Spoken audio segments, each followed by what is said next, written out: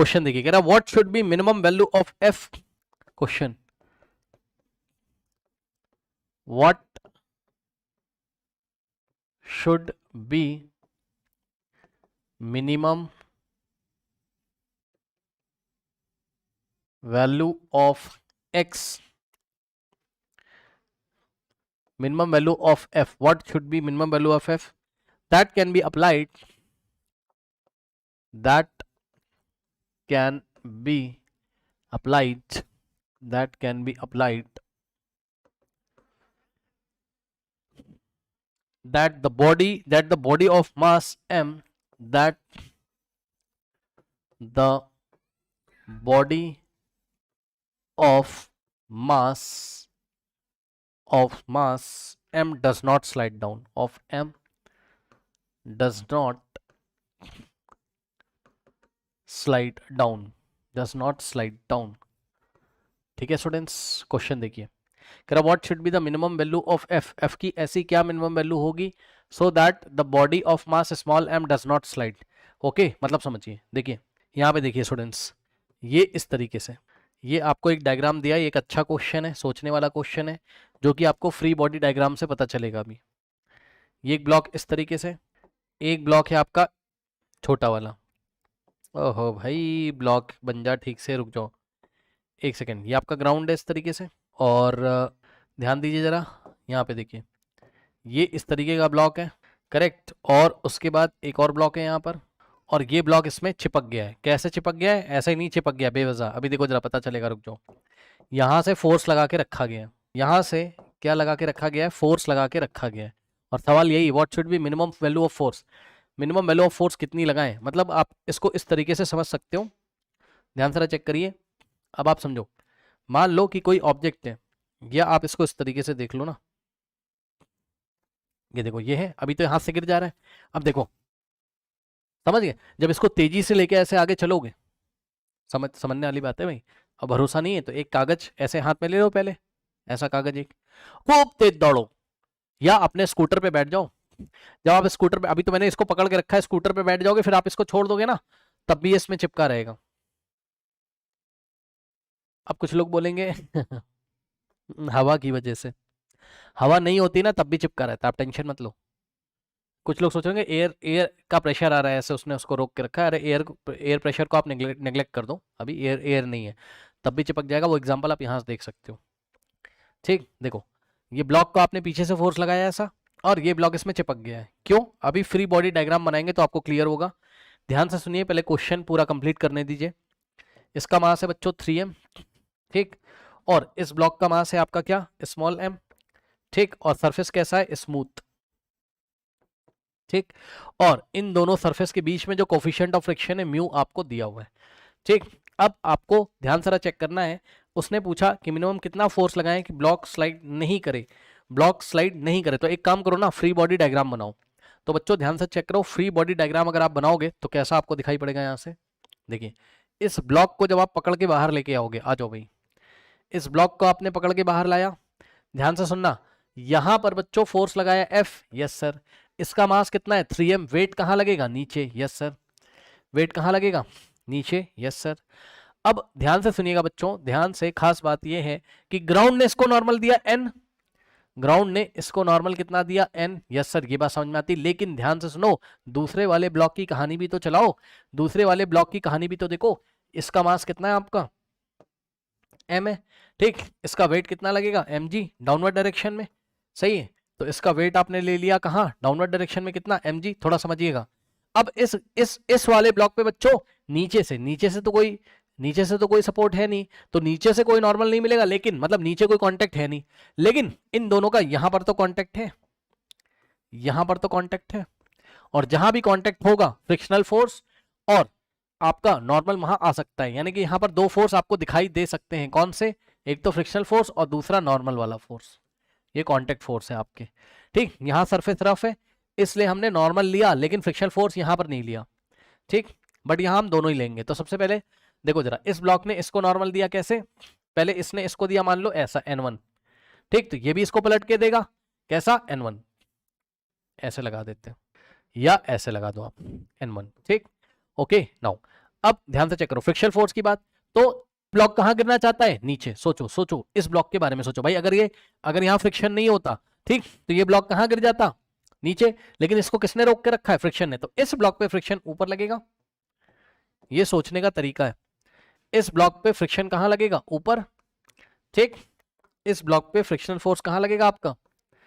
ऊपर, Fr, ठीक। तो इसका रिएक्शन कहां आएगा? ये वाले ब्लॉक पे। तो इस पे फ्रिक्शनल फोर्स कहां लगेगा? नीचे, उतना ही फोर्स। ये लीजिए, क्या दिक्कत है बताइए, क्या दिक्कत है?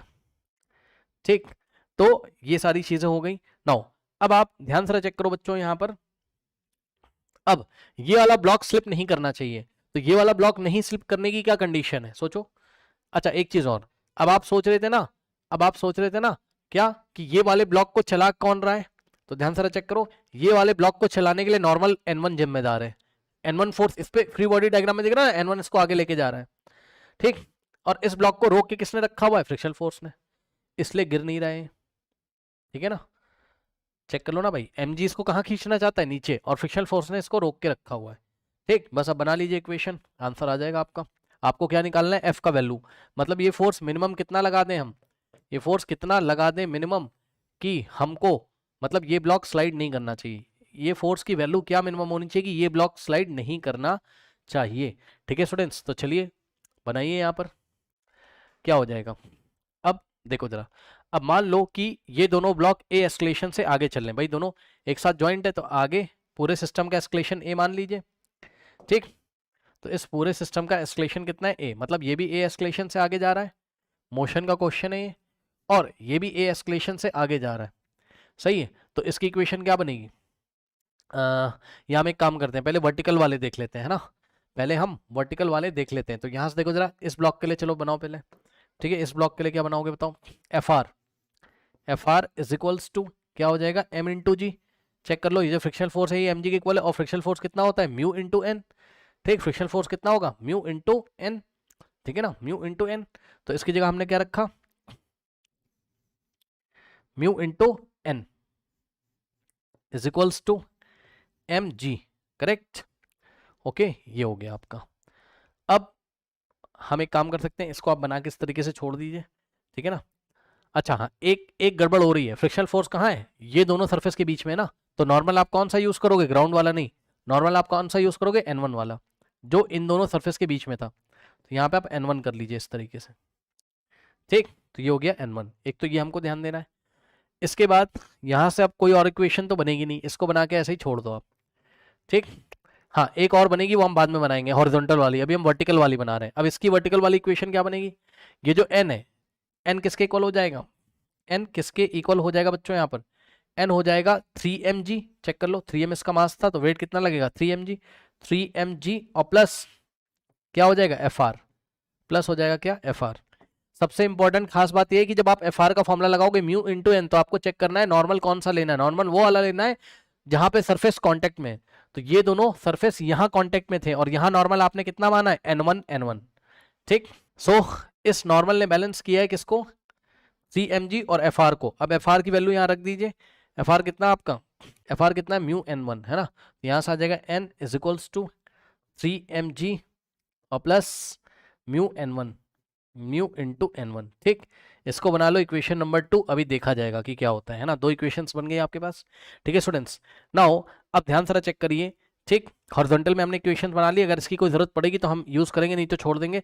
अब वर्टिकल में बन गई, सॉरी वर्टिकल में। अब हॉरिजॉन्टल में बनाओ, तो हॉरिजॉन्टल में बनाओगे, ये वाला ब्लॉक आगे जा रहा है, तो ध्यान सुनो बच्चों, F फोर्स ले जा रहा है, N1 इसको रोक रहा है, तो डोमिनेट कौन करेगा? F। तो F minus N1 equals to कितना हो जाएगा? 3m। F ले जा रहा था और रोकने वाला फोर्स कौन है? क्योंकि सिस्टम आगे बढ़ रहा है ना, तो F माइनस रोकने वाला कौन सा है? N1। तो F minus N1 is equals to, ये नेट फोर्स है, और नेट फोर्स किसके इक्वल होता है? M इंटू ए के इक्वल होता है। नेट फोर्स किसके इक्वल होता है? M इंटू ए के इक्वल होता है, ठीक। तो net force is equals to ma। So mass कितना है इसका? 3m, और एस्केलेशन कितना माना है? a। सो 3ma, 3ma, सही। ये फर्स्ट इक्वेशन बन गई मान लो अभी। और दूसरी इक्वेशन क्या है यहाँ पर आपके पास? ये वाले ब्लॉक को देखो, ये वाले ब्लॉक को आगे कौन बढ़ा रहा है? नॉर्मल N1, और रोक के किसने रखा हुआ है? Fr ने। तो यही नॉर्मल N1 इसका नेट फोर्स है, तो N1 इज इक्वल टू क्या हो जाएगा? M इंटू ए, इसका मास M है, तो N1 is equal to M into a. So N1 is equals to m into a, ये बन गई इसकी सेकेंड इक्वेशन। ठीक, सॉल्व कर लीजिए, n1 से n1 गया, f इज इक्वल्स टू, अब ध्यान दो 3ma प्लस ma 4ma, और यहां से एस्केलेशन आ जाएगा a, तो एस्केलेशन a कितना आ गया 4f/4m, ये एस्केलेशन आपका यहां से आ गया। ठीक है ना, ये एस्केलेशन आपका आ गया यहां पर, कितना आ गया बच्चों यहां से f/4m। ओके नाउ, अब लेकिन ये एस्केलेशन आ गया यहाँ से, तो हम एक काम कर सकते हैं, उन्होंने हमसे फोर्स पूछा था और फोर्स दी गई क्वांटिटीज के टर्म्स में हमें निकालना, मतलब कोई अगर ये सोच रहा है कि force is equal to 4ma अगर हम दिखा देंगे तो रॉन्ग है, क्यों? क्योंकि एस्केलेशन आपको नहीं पता है और एस्केलेशन आपने f और 4m के टर्म्स में अभी निकाला है ना, तो इसी फोर्स को तो निकालना था। ठीक, चलो, तो एस्केलेशन अभी f फोर्स के टर्म्स में आया है, तो अब हम पीछे जाके देखते हैं क्या कोई इक्वेशन हमारे काम की है, क्या कोई इक्वेशन हमारे काम की है, क्या कोई इक्वेशन हमारे काम की है। अगर हम क्या करें, ध्यान से चेक करते हैं क्या परेशानी हमें कर रहा है यहाँ पर। ये एस्केलेशन हमारे पास a आ गया, कितना 4f/4m, तो हम कोई इक्वेशन यूज कर सकते हैं क्या, कोई इक्वेशन हम यूज कर सकते हैं क्या, a is equal to f/4m हमारे पास आ चुका है, कोई इक्वेशन हम यूज कर सकते हैं। यस यस, हम इक्वेशन यूज कर सकते हैं बच्चों, कौन सी, f निकालने के लिए हम इक्वेशन यूज कर सकते हैं, कौन सी, ये फर्स्ट वाली इक्वेशन हम यूज कर सकते हैं ना। अगर हम नॉर्मल की वैल्यू यहाँ पर रख दें, या हम एक काम कर सकते हैं, ये देखिए यहाँ से देखिए, पहले आप n1 निकाल लो, n1 आपको परेशान करेगा, n1 आप निकाल लो, ये वाली इक्वेशन यूज करो, म्यू इंटू n1, ये देखो mu into n1 is equals to mg, और यहाँ से n1 निकाल लो, सो n1 बराबर कितना आ जाएगा mg अपॉन म्यू। ऐसा मेरे मन में क्यों आ रहा है, अभी आपको पता चल जाएगा, ऐसा मेरे मन में इसलिए आ रहा है क्योंकि फर्स्ट इक्वेशन मैंने जो देखी है ना, कौन सी first equation, from first equation, ध्यान देना जरा, फ्रॉम फर्स्ट इक्वेशन जो मैंने देखी वो क्या है, f माइनस n1 है ना, इज इक्वल्स टू 3ma, सही है ना। अब मेरे दिमाग में आ रहा है कि a की वैल्यू मैंने f के टर्म्स में निकाल ली है, और नॉर्मल मुझे परेशान करेगा बस, तो नॉर्मल गिवन क्वांटिटीज के टर्म्स में निकाल लो, तो normal n1 given quantities m और म्यू के टर्म्स में निकाल लिया, तो ये वाला वैल्यू लाके यहाँ रख दो, बात आपकी बन जाएगी। देखिए f माइनस n1 की जगह कितना रखोगे, mg by mu is equals to बच्चों 3m। अब ध्यान दें, a की जगह आप कितना रखोगे, चेक कर लो, a की जगह आप कितना रखोगे, a की जगह आप रखोगे f/4m। ठीक, तो यहाँ पे a की जगह रखा आपने f/4m, m से m यहाँ कैंसिल हो जाता है आपका। ठीक, अब यहाँ से आ गया f minus mg upon mu is equals to 3 into f/4, यानी कि 3f/4। अब यहां से आपका f आ जाएगा, चेक कर लीजिए, इसको आप पकड़ के इधर लेके आओगे। ठीक, तो यहां से क्या हो जाएगा, f minus 3/4f is equals to, ये पूरा उधर जाएगा तो पॉजिटिव हो जाएगा, यानी कि mg by mu, so mg by mu. अब यहां से आप क्या करोगे, देखो 4f माइनस 3f कितना होता है, f/4, so f/4 is equals to कितना हो जाएगा, mg बाय म्यू, है ना। तो यहां से f आ जाएगा कितना, फाइनली आपके पास f इज इक्वल्स टू 4 जाएगा इधर मल्टीप्लाई करेगा, सो 4mg बाय क्या हो जाएगा, म्यू। ये लीजिए, बताइए क्या दिक्कत है, 4mg by mu, this is your force. और आप देख रहे हो बच्चों कि ये जो फोर्स है, ठीक है ना, ये जो फोर्स आपने निकाला है ये गिवन क्वांटिटीज के टर्म्स में आ रहा है, स्मॉल m, g आपका कांस्टेंट है, म्यू आपको क्वेश्चन में दिया हुआ था। ठीक है ना, तो इतना फोर्स अगर आप लगाओगे, ठीक, तो ये ब्लॉक जो है रुका रहेगा, क्योंकि ब्लॉक को रेस्ट पे मानते हुए ही, है ना, इस ब्लॉक को वर्टिकल में रेस्ट पे मानते हुए, हॉरिजॉन्टल में तो चल रहा है ये आगे, वर्टिकल में इसको रेस्ट पे मानते हुए ही हमने इस सवाल को सॉल्व किया, फोर्स की वैल्यू हमने यहाँ निकाल ली। इसका स्क्रीनशॉट आप ले लीजिए, ये फर्स्ट पेज है, इसका स्क्रीनशॉट आप ले लीजिए, ये आपका फर्स्ट पेज है नाउ, और ये आपका सेकंड पेज है। ठीक है स्टूडेंट्स, ये है आपका क्या, सेकंड पेज, इसका स्क्रीनशॉट ले लीजिए।